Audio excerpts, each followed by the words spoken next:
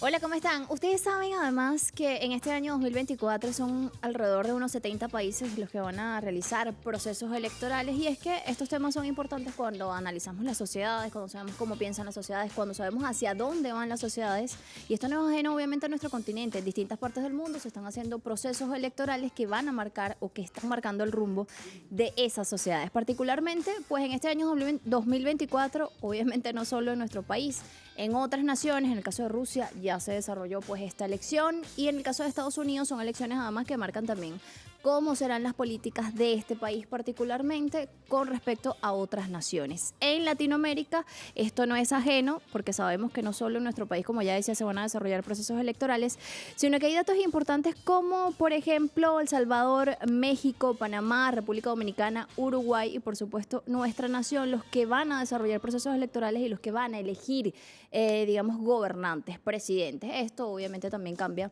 el sentido de las cosas, hacia dónde se dirigen los proyectos y sobre todo el tema de las ideas también muy marcado, no solo en nuestro continente, sino en otras partes del mundo, que nos dice además cómo se va moviendo ese tablero a propósito de ese llamado orden mundial o ese Nuevo nuevo, mundo. exacto, ese nuevo mundo que se ha planteado.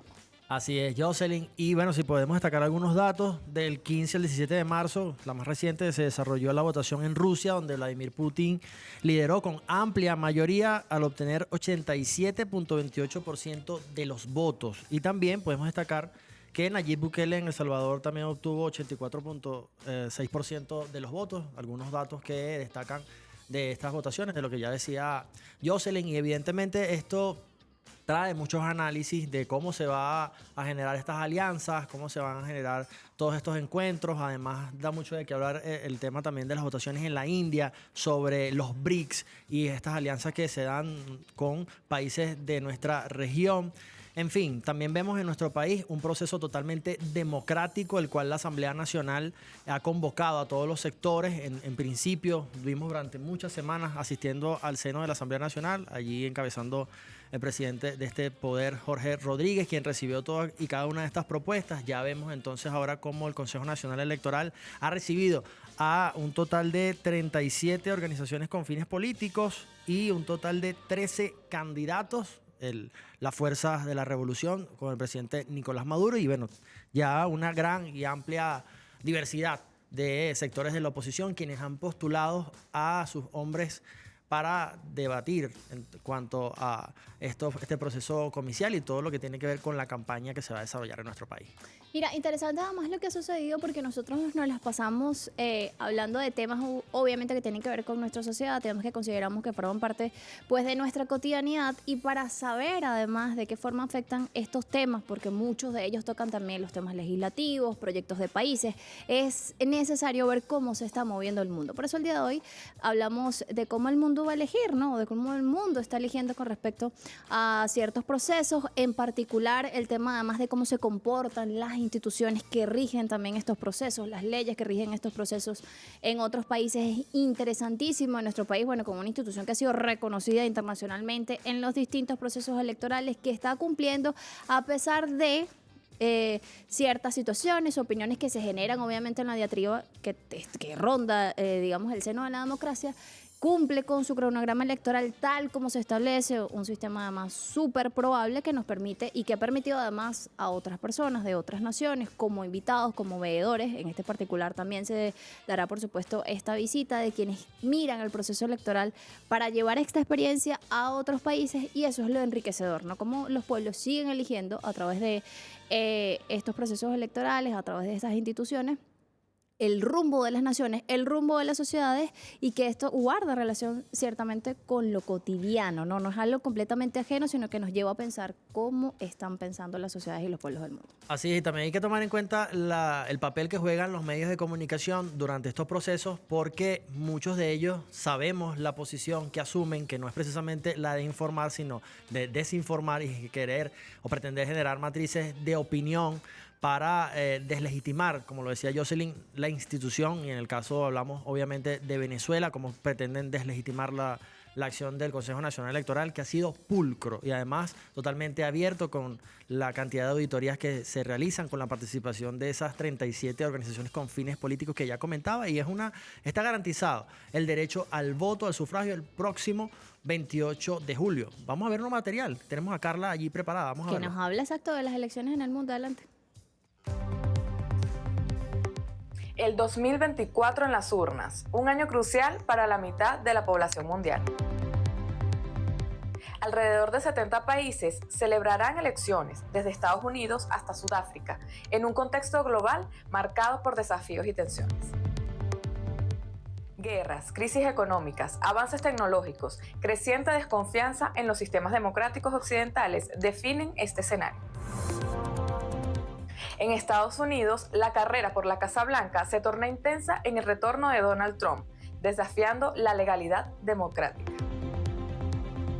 En Europa, la amenaza de la extrema derecha plantea interrogantes sobre el futuro de la socialdemocracia y las políticas de la Unión Europea. En América Latina, México y Venezuela protagonizan elecciones cruciales, mientras la región enfrenta desafíos de migración y estabilidad política. En Rusia, Putin refuerza su poder, mientras que en la India, Modi busca consolidar su liderazgo en la democracia más grande del mundo. En África, un tercio de los países se preparan para elecciones, desafiando años de inestabilidad y buscando un futuro democrático. En Túnez, las primeras elecciones desde el poder de Kais Saied plantean un camino hacia la democracia y la estabilidad.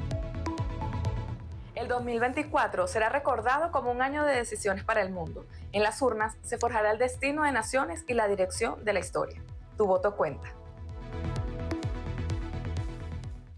Obviamente todo este tema de las elecciones en los distintos países, como ya dice ella, va a ser una pauta importantísima en este año 2024. Ya ustedes veían además todos estos países que van a ir hacia las urnas a elegir a sus representantes, a tomar decisiones además sobre el rumbo de estas sociedades. Casi el 50% de hecho de la población mundial va rumbo a elecciones en este año 2024 o ya pasó por esos procesos en el primer trimestre de este año. Impresionante además porque cada vez con todo el auge de las tecnologías, con todo lo que se maneja también a través de las redes sociales, cobra mayor fuerza el hecho de la credibilidad, de la confianza en todas estas instituciones que tienen además el deber por ley de garantizar que todos estos procesos se cumplan a cabalidad. Y además ahora con este tema, el auge de las redes sociales y las plataformas digitales, ya vemos cómo las campañas han cambiado y han mutado con el tiempo, ¿no? Entonces ahora utilizan también este tema de los influencers para posicionar o para precisamente generar alguna matriz de opinión en favor o en contra de X o Y candidato. Entonces vamos a ver en estos últimos, en todo durante este año 2024, vamos a ver la dinámica política bien movida y obviamente Venezuela estará muy atenta sobre todo el tema de quién quedará como presidente de los Estados Unidos, a pesar de que sabemos que sea una tendencia u otra, seguramente con miras a Venezuela, con el tema del bloqueo y las sanciones, eso no va a cambiar mucho porque estas dos tendencias siempre se rigen por otros... digamos por otros intereses. Además todo el conflicto económico. también que ha girado en torno, obviamente, a estas elecciones, son sus elecciones y ellos decidirán de la forma en que lo hacen sus procesos, pero no son quienes tampoco para hablar de procesos electorales en otros países. Así ha sido demostrado, además el tema de Ucrania, el tema de Gaza, cómo ha afectado, cómo ha movido además todos los hilos en todo este nuevo mundo que se está planteando y cómo obviamente todos estos procesos electorales marcan el liderazgo de nuevas naciones también, como para decir no a esa hegemonía, planteando sobre todo el tema de la soberanía, ¿no? Y la independencia de los pueblos también a través de esta elección. Es lo que yo le digo, es algo cotidiano, es algo además a lo que tiene que llamarse, la gente tiene que participar en sus procesos para poder transformar las sociedades de alguna u otra manera y no hay otro sentido y no hay otro camino que hacerlo, sino a través de todos estos procesos, así que estaremos muy atentos. No digas últimos, dijiste últimos, apenas estamos arrancando el año 2024. Sí, mira, y hablando de saludar también por acá, Whitney Testa, nuestra intérprete de lengua de señas venezolana. ¿Cómo estás, Whitney? ¿Cómo te va? Que hablemos pausadito, ¿verdad, Whitney? ¿Todo bien hoy?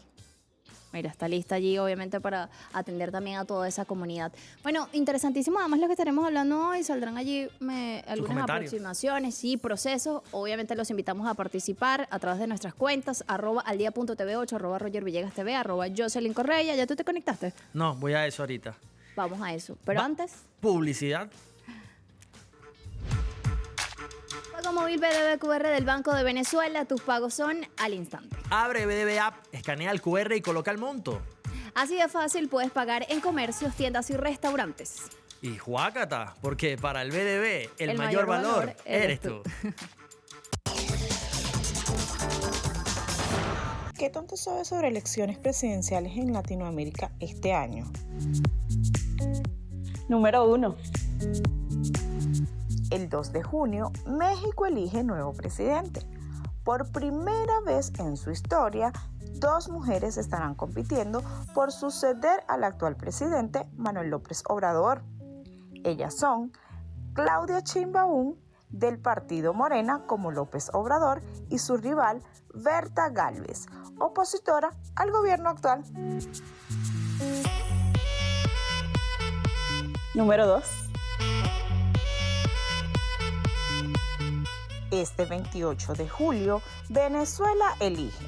Nicolás Maduro buscará su reelección, apoyada por varios partidos de un gran polo patriótico.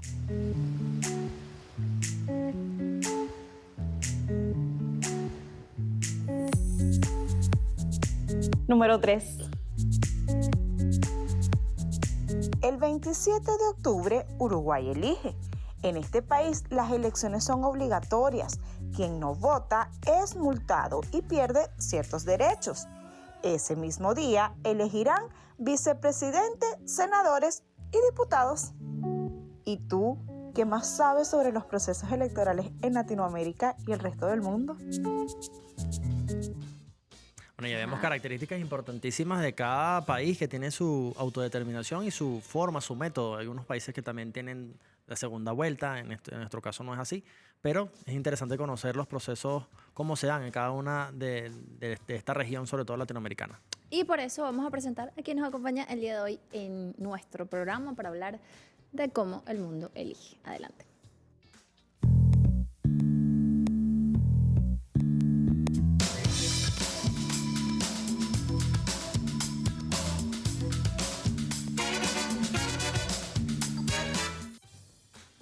Hola, Jean Paul.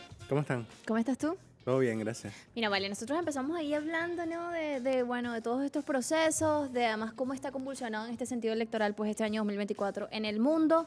Háblanos desde tu percepción, pudiésemos pasearnos, ¿no? Por cada una de estas regiones, obviamente la importancia que tienen las elecciones en algunos países. En Rusia ya sucedió, pero se viene también Estados Unidos al término de este año. ¿Cómo miras además el panorama? Y bueno, hablar un poquito de cómo justamente el mundo elige para el rumbo de las sociedades. Sí, bueno, vamos a comenzar así con lo más espinoso que serían las elecciones estadounidenses. Y podríamos tener aquí como un principio, como un abreboca, el hecho de que en las elecciones en Estados Unidos no se llama Estados Unidos solamente por llamarse así. Es un sistema en el cual cada estado elige a unos representantes a un colegio electoral. Es decir, las elecciones son en lo que se llama segundo grado.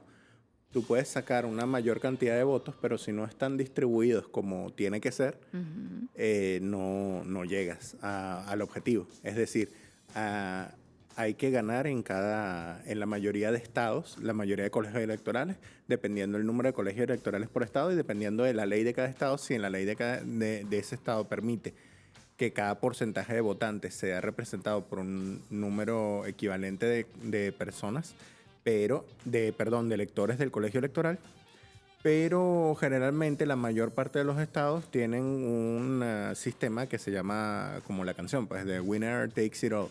El ganador se lo lleva todo.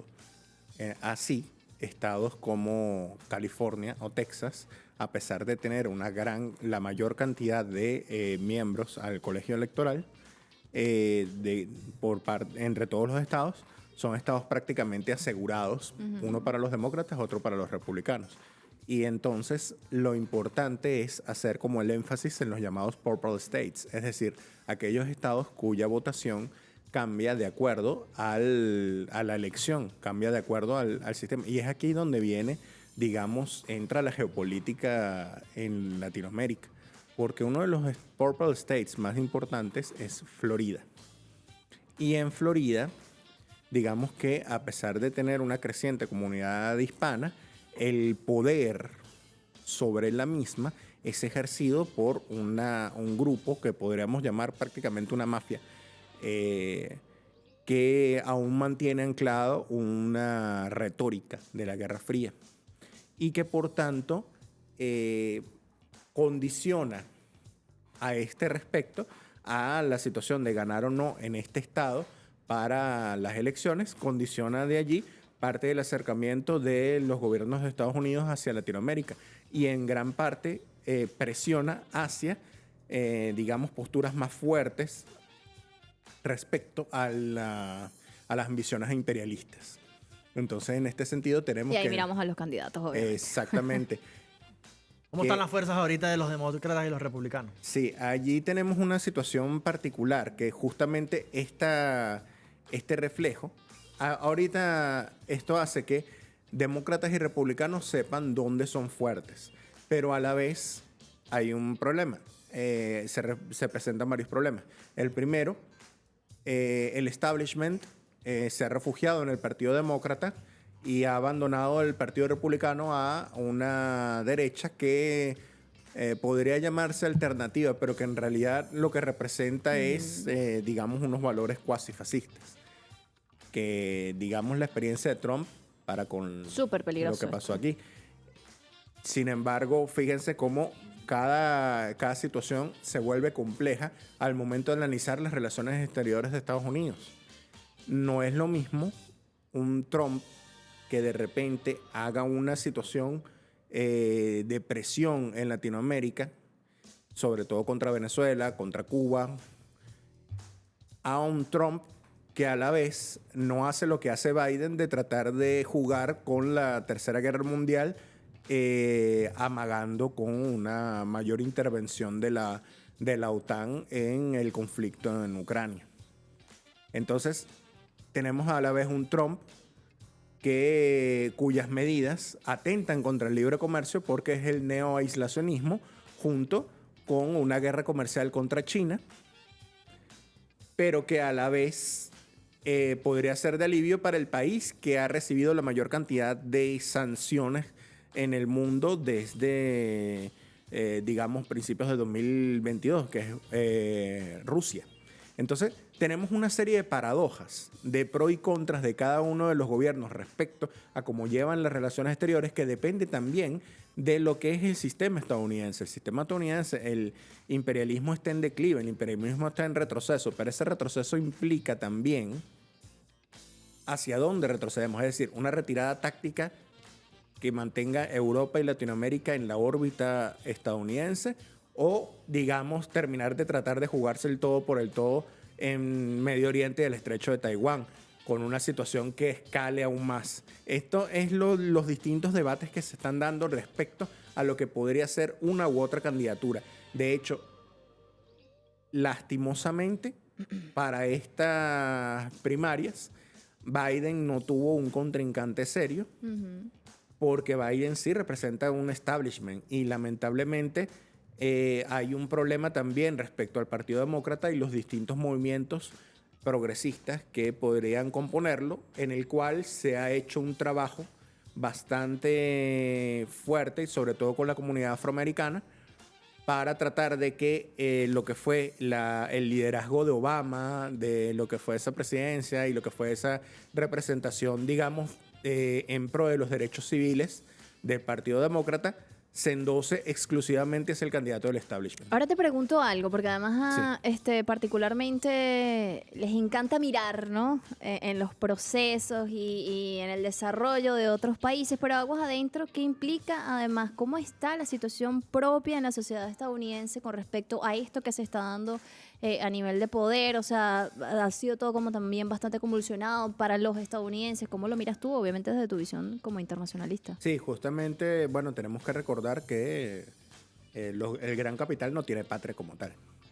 El gran capital se mueve a donde le sea más conveniente. Y eso ha implicado que en los últimos años de liberalismo económico hubo un proceso de desindustrialización que afectó sobre todo a una zona del norte que era la más, digamos, productiva a nivel industrial, que era el Rust Belt, se llama ahora, es decir, la tierra oxidada.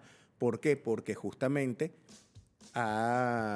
esa parte de esos estados, Michigan y otros alrededor de esta frontera con Canadá, han estado sufriendo por la falta de empleos y de oportunidades, y parte de lo que es por lo que es atractivo el neoaislacionismo que ofrece Trump es porque está tratando de presionar a los grandes capitales para que reinviertan y se reacomoden dentro de lo que es el territorio estadounidense, que sería una manera, digamos, no sé cómo ponerle un calificativo, pero una manera de tratar de poner una solución parcial a lo que sería el retiro y explicar un poco lo que sería el necesario retiro de Estados Unidos de su papel como superpotencia.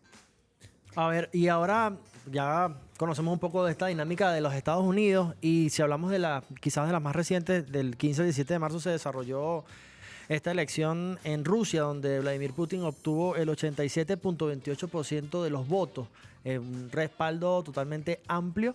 ¿Y cómo lo miras en cuanto a ratificar ese liderazgo de Vladimir Putin en la nación euroasiática? Sí, yo quiero ser muy enfático en lo que voy a indicar respecto al tema de Rusia.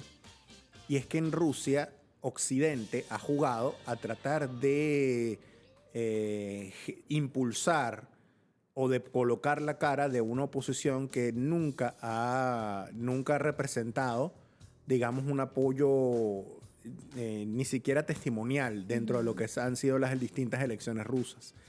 ¿Qué pasa?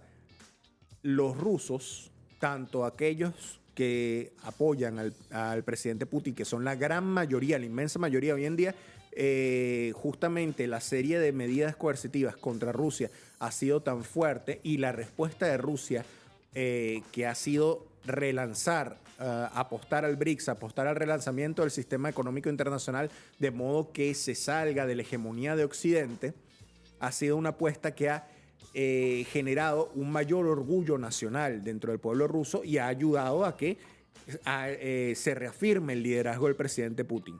Pero además es importante agregar que la principal oposición a Putin, no de ahora, sino ya desde la época incluso anterior a Putin, desde Yeltsin, ha sido, digamos, lo que fue el Partido Comunista de Rusia, que heredó la situación soviética. Es decir, no se trata de gente que sea contraria al interés nacional de Rusia o que vea a Putin como un liderazgo, exacto, como un enemigo. No, se trata de un partido que, sabiendo justamente el momento de tensión y de crisis nacional, no juega a la desestabilización de Rusia, sino que le dice: somos opositores, no creemos en todo lo que tenga que ver con su gobierno, pero aquí estamos de la mano como buenos patriotas para los retos que venga en cuanto a Rusia. Es decir, la principal oposición en Rusia está formada por un partido que es consciente de la situación que vive la patria. ¿Se puede llamar nacionalista? De cierta forma? Podría ser, sí, patriota. Yo prefiero el término patriota a nacionalista, y por las connotaciones que trae. Y esto implica que realmente lo que ha vendido Estados Unidos con figuras como Navalny y otros no es algo que entre dentro de la dinámica política rusa. Y eso es algo que muchos deben comprender. La situación de los llamados opositores rusos es una situación de una gente que tiene una presencia testimonial, una presencia casi nula en lo que es la política, y no de ahora, no con Putin, desde siempre. Entonces, el sistema político ruso es una cosa que y el electorado ruso es además coherente. Solo vota por propuestas patriotas en su gran mayoría. Las propuestas neoliberales estadounidenses no reciben un apoyo, sino ínfimo realmente, prácticamente inexistente.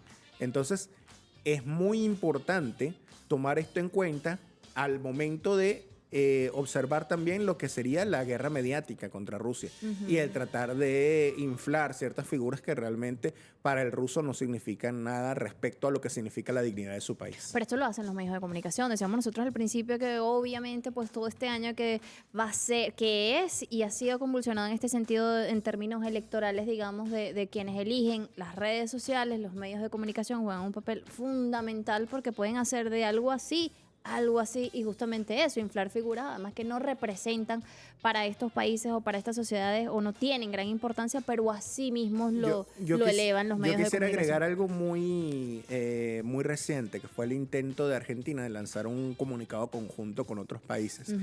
Cuando nos ponemos a analizar, digamos, el escenario político de los distintos países que apoyaron dicho comunicado contra Venezuela, un intento de revivir el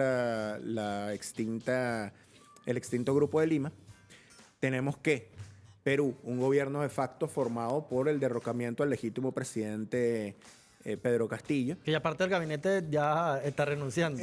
Además, porque sucede que allí lo que hay es que un Congreso se ha mantenido en el poder desde la época fujimorista y ha sido totalmente reacio a cualquier tipo de cambio, y lamentablemente hay un gran racismo y clasismo dentro del estamento policial militar, y esto impide y esto hace que digamos las opciones populares puedan digamos mantenerse en el tiempo, porque viene la actuación del golpismo, viene la actuación de este poder en la sombra que representa el Congreso de Perú. Eso por un lado. Por otro tienes, ¿quién más? Ecuador. Compleja además la situación. Fíjense, Desatada. exacto, pero fíjense lo particular del caso de Ecuador. Para que Noboa suceda a Lasso, después de la crisis política en la que está Lasso, tuvo que venir el asesinato de este candidato de Villavicencio. ¿Por qué? Porque justamente como él había sido un crítico de Correa, se apunta a la matriz de enlazar a la opción de izquierda con los magnicidas, cuando en realidad toda esta gente que no solamente realizó este acto antes de las elecciones, sino después de las elecciones, los responsables de las situaciones de cárcel y todo esto, evidentemente tienen, y poco a poco se ha ido demostrando, tienen esa relación económica, ese tutelaje con liderazgos de la derecha ecuatoriana. Y además los Estados Unidos fueron los primeros que aparecieron. Vamos, ya vamos para allá, ya vamos a salvar el planeta, como siempre dice. Sí, porque justamente detrás de eso está la remilitarización de Ecuador y la remilitarización de América Latina por parte de Estados Unidos. Entonces, vemos Uruguay, un país donde vienen ahora unas elecciones en las cuales ya, sin todavía haber definido candidato, el Frente Amplio tiene más de 40% de apoyo. Así de malo es el gobierno de la calle. Que entonces, en este sentido... Que le encanta hablar más de Venezuela, por cierto. Exactamente, porque es lo que le queda. Lo que le queda es mostrar, digamos, esa animadversión contra Venezuela, jugar a las divisiones internas dentro de Latinoamérica para tratar de evitar que esta tendencia, que lo que ha hecho es reafirmarse cada vez más, se termine de expresar en las urnas en los próximos comicios en Uruguay. Entonces, allí vas desmontando poco a poco cómo esa supuesta gran alianza que logra Argentina es en realidad, que logra el gobierno de Argentina, es en realidad una fachada. ¿Qué es lo que esconde esa fachada? Que realmente el que se está aislando es el gobierno de Argentina. Propiamente, claro. Porque el presidente Milei, como llega con una pata coja a la presidencia, llega de la mano del necesitado de la alianza de Macri y por tanto totalmente subsumido al programa económico de Macri. Y claro, él juega, ¿a qué? Es un showman, él viene de los medios también, de la mediática. Él tiene que mostrar ese show, tratar de ver cómo es el primero que apoya a Israel a pesar de que está cometiendo un acto de genocidio contra Palestina, y mostrar su apoyo, abrazar al presidente ucraniano a pesar de todo lo que está ocurriendo, que ya ni siquiera los europeos lo quieren ver. Pero justamente hace esto porque en realidad lo que quiere es desviar la atención de que en realidad el macrismo ha tomado de nuevo las riendas económicas de Argentina y todo lo que eso significa para el pueblo. Es que está claro con lo que se dice, cómo se hace viral en las redes sociales, nos desvía un poco acerca de la situación real, particularmente en Argentina. No, y ha remetido recientemente en unas entrevistas que ha hecho con el presidente Gustavo Petro y también con Manuel López Obrador de México. Quisiera, que nos adelantamos un poco al tema latinoamericano, pero bueno, es parte de la conversación, hablar sobre la relación de India, Rusia y los BRICS, pero eso lo hacemos en la próxima parte. Llevamos una pausa y ya venimos con más del día. Ya venimos.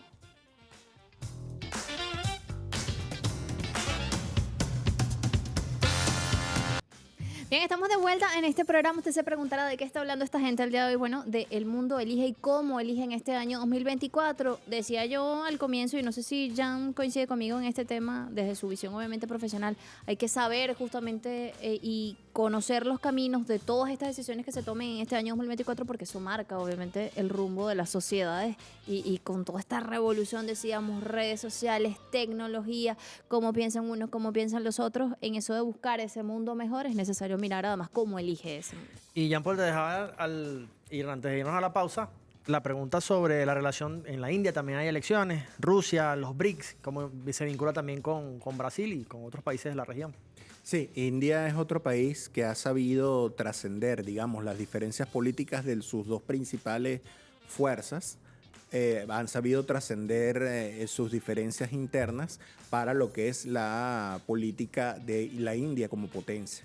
Es decir, tenemos el BJP que está ahorita gobernando, pero también el Congreso Nacional Indio que está en oposición.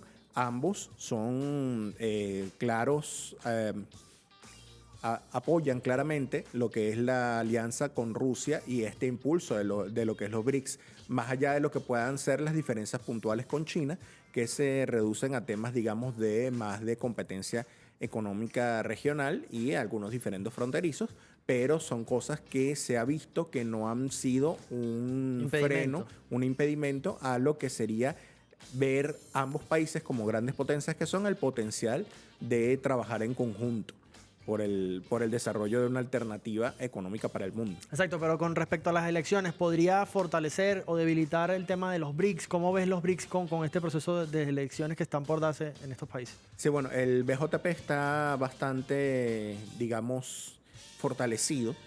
Sin embargo, porque gran parte de su discurso apela a la conciencia nacional de India, del pueblo de India. Sin embargo, la izquierda, que está, digamos, representada por el Congreso Nacional Indio, que había sido gobernante prácticamente desde la independencia de la India hasta hace relativamente pocos años, implica también más que todo unas diferencias a nivel de manejo interno, más que externo.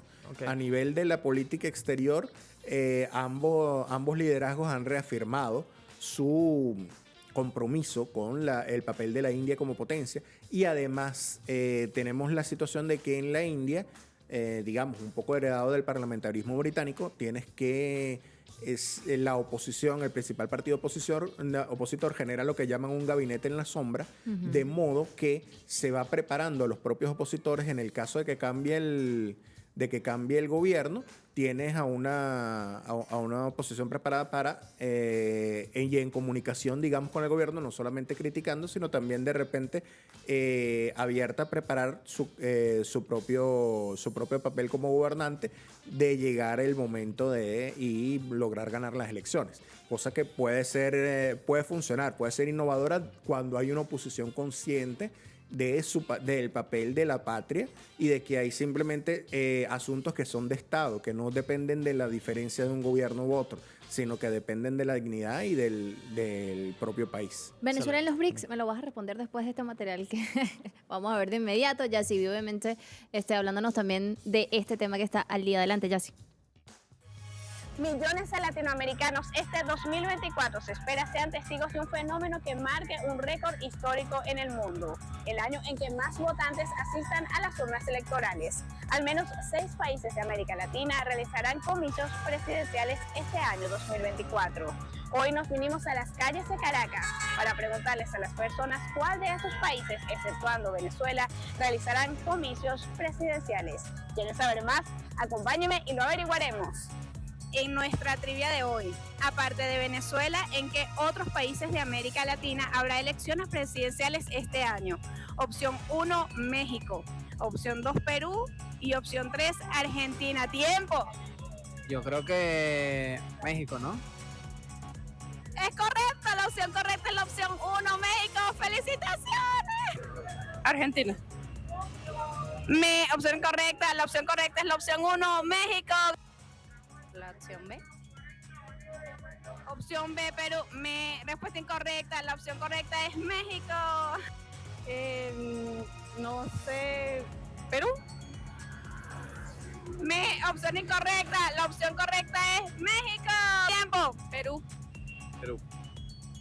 Respuesta incorrecta, la respuesta correcta es México. Argentina. Respuesta incorrecta. Argentina. México. No sé. Opción correcta, México. Vamos a dejársela pasar porque lo mencionó a lo último. Así, la opción correcta es la opción 1, México. Lo que sí es cierto es celebrar el carácter democrático que tienen nuestros países para elegir a sus líderes y a su destino. ¡Chao!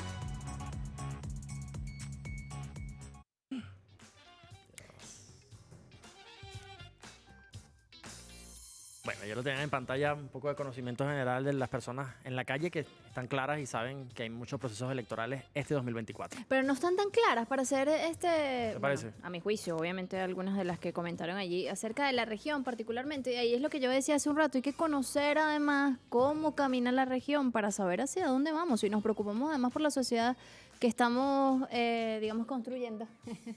Debemos o debemos conocer un poquito más acerca de todos estos procesos. En nuestra región, y ya en un ratico me vas a responder cuando lleguemos a Venezuela, este tema de los BRICS, Pero que queda poco obviamente tiempo. también, exacto, va marcado por el proceso electoral que va a vivir nuestro país. Otros procesos que podamos comentar en los meses siguientes, importantes obviamente para cómo se mira ese mapa político en nuestra región particularmente. Bueno, básicamente México se lleva toda la atención porque la cuarta transformación, que es el proceso político iniciado por el presidente Andrés Manuel López Obrador, se está buscando de que tenga una continuidad en el tiempo, más allá de lo que habían sido los partidos tradicionales del PRI y el PAN, que forman, digamos, lo que es la derecha mexicana y que están bastante, digamos, han sido bastante repudiados por ser por ser los principales responsables del deterioro, sobre todo de la situación social y lo que ha sido el crecimiento paulatino del narcotráfico y todo esto. Han sido pasos, digamos, que se han dado a su ritmo. El presidente Andrés Manuel López Obrador se ha centrado en lo que es la política interna para poder apostar a la continuidad de su proyecto político. Con posiciones muy firmes además. Exactamente. Y bueno, la candidata Claudia lleva todas, digamos, grandes opciones de ganar. México es otro país que, como Venezuela, no tiene segunda vuelta. Pero México tiene una particularidad. A partir de la Revolución Mexicana de 1910, una vez que eres presidente mexicano, solo lo eres una vez de por vida. Ya no puedes volver a reelegirte ni volver a presentarte de nuevo, sino una vez que eres electo, ya fuiste presidente. Esto para evitar lo que fue el porfiriato, que fue, digamos, la dictadura de Porfirio Díaz, que fue el gobierno que cayó con la Revolución Mexicana. Entonces, a partir de ahí, uno de los principios de la Revolución Mexicana es eso, evitar, digamos, que una misma persona asuma dos veces la presidencia. Esa es la particularidad de lo que es el sistema político mexicano, pero esto permite la renovación de los distintos liderazgos, y la continuidad del proceso dependerá de justamente el liderazgo de la candidata Claudia Sheinbaum. Mira, Venezuela. Exactamente. Son 37 las organizaciones con fines políticos que han postulado candidatos, 1 por la Fuerza de la Revolución, 13 por la oposición. ¿Qué decide el proceso electoral venezolano? Además el CNE, con toda la actualización y toda la gran... se destaca pues en cuanto a su sistema electoral. Sí, bueno, lo que hay que destacar del proceso venezolano es justamente este hecho de cómo la mediática siempre trata de centrar hacia un sector, cuando en realidad lo que sería la oposición en Venezuela es lo suficientemente diversa como para presentar más de 10 candidatos. Entonces, el espectro político una de las malas consecuencias de lo que se generó esta presión mediática para la polarización política es tratar de que por mostrar al exceso una expresión política que, digamos, no está realmente tan respaldada como hacen creer, en realidad esto ahoga otras expresiones políticas que sí están, digamos, cumpliendo con sus reglamentos y que legítimamente se presentan a elecciones, una elección multipartidistas en las cuales cumplen con su normativa para poder presentar sus candidaturas, y entre esos tenemos unas personas que ya tienen, digamos, un espacio, una veteranía en lo que serían los procesos políticos venezolanos y ya han presentado en diversas ocasiones previas sus candidaturas, y esto es muy importante porque parte de la matriz de opinión que se ha querido generar casi desde el principio de la Revolución Bolivariana es una especie de dicotomía, de que estás con la revolución y si no estás con la revolución tienes que, juro, estar de esta manera. De las personas que lamentablemente por una u otra razón no apoyen políticamente la Revolución Bolivariana, bueno, tienen más de 10 opciones y en este momento. Y toda la vida han tenido diversas opciones. La cuestión es que la mediática ha solido ahogar, la mediática privada, otras expresiones opositoras para tratar de solamente impulsar ciertas candidaturas. Y esto lamentablemente tiene un origen internacional, un origen injerencista por parte de Washington, y que lamentablemente hay que tratar de siempre tomar todos los espacios posibles para mostrar esta situación. Basta revisar además la ley de procesos electorales en nuestro país para dar respuesta además a todo eso que decíamos nosotros. Bueno, se hace viral a través de las redes sociales, ciertas opiniones. Lo importante es que además se sigue cumpliendo este cronograma previsto para el 28 de julio del Consejo Nacional Electoral rumbo a esas elecciones. Están inscritos, quienes cumplieron además con la legalidad, van a participar en la campaña como siempre ha sido, con reglas obviamente como son todos los juegos en estos procesos electorales para lo que será estas elecciones el próximo 28 de julio, y vendrán quienes tengan que venir para ver lo que haya que ver, pero obviamente somos nosotros los venezolanos quienes tenemos participación y voto sobre estos temas. Aquí escriben lo siguiente, lo dijo en su momento el expresidente de Estados Unidos, Jimmy Carter: el sistema electoral de Venezuela es el más seguro y confiable del mundo. ¿Coincides con eso, Jean Paul? Sí, exactamente. Tuve la oportunidad de conocer el uso de máquinas electorales en India hace algunos años, y a pesar de parecerse un poco a las nuestras, ellas no permiten, por ejemplo, la corrección al momento de por ejemplo, marcaste mal en la máquina usada por nosotros en Venezuela, simplemente colocas el dedo y vuelves a retomar tu ejercicio, tienes un tiempo para ello. En cambio allí, una vez seleccionaste, ya seleccionaste, y de hecho eso representa un gran avance. ¿Por qué? Porque significa que tienes el tiempo suficiente, tienes los minutos suficientes allí frente a esa urna, y cuando veas los candidatos para simplemente, mira, si aún en ese momento no he tomado la decisión, aunque la mayoría de la gente ya viene con su decisión ya tomada y ya ubica previamente, digamos, la boleta o eso, aún el sistema te permite allí el tiempo suficiente para reflexionar, para marcar, para desmarcar, y todo esto gracias a que también hay unas máquinas que no están conectadas, digamos, a lo que sería la toma de lo que es internet, lo que es el cable telefónico. Eso se hace solo al momento de transmitir. Nunca debe estar conectada a la máquina. No sabotear de alguna u otra manera. Exactamente, sino exclusivamente al momento de transmitir, lo que quiere decir que eso que pasa en esa máquina y en esa urna solo pasa en ese centro electoral en ese momento. Y solo al momento de transmitir al final es cuando ya se sabe en Caracas qué es lo que ocurrió en todo eso. El mundo elige, va a elegir, y lo hará Venezuela en este año 2024. Obviamente estaremos muy atentos a lo que suceda, porque sí marca el rumbo no solo de nuestra sociedad, sino también de ciertas decisiones que se tomen en... Jean Paul, tus redes sociales, acá a la Cámara Venezolana de Televisión. @2054JP en Twitter e Instagram. Así es, para que puedan conectarse con Jean Paul y conocer más de sus análisis sobre el ámbito internacional. Nos vemos mañana de 2 a 3 de la tarde. Jocelyn Correia, Roger Villegas, Al Día.tv8. Feliz tarde. Chao, Winnie.